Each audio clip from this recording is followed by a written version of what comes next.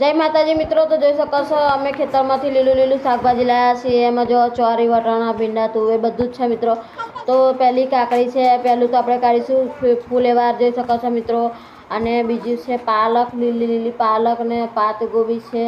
અને એમાં લીલા ધાણા છે, લીલી દૂધી છે મિત્રો જોઈ શકો છો। આ બીજું કે બટાકા ડુંગળી બધું જ છે મિત્રો। આ બધું ખેતરનું શાકભાજી છે। અમે કોથમીર લાવ્યા છીએ।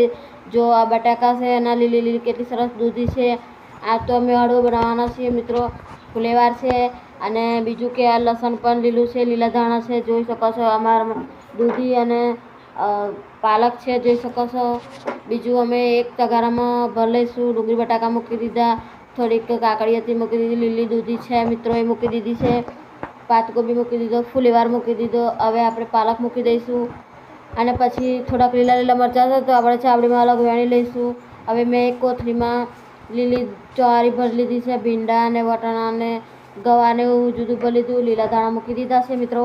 હવે આ કોથળી એકદમ આપણે પેક કરી દઈશું અને મૂકી દઈશું, કેમ કે ખુલ્લું શાકભાજી રહે તો કવાય નહીં। જોઈ શકો છો મારા તગારામાં શાકભાજી કેટલું બધું ભેગું થઈ ગયું। આપણે મળીશું બીજા વ્લોગમાં, તબ તક એટલું સબસ્ક્રાઈબ કરો।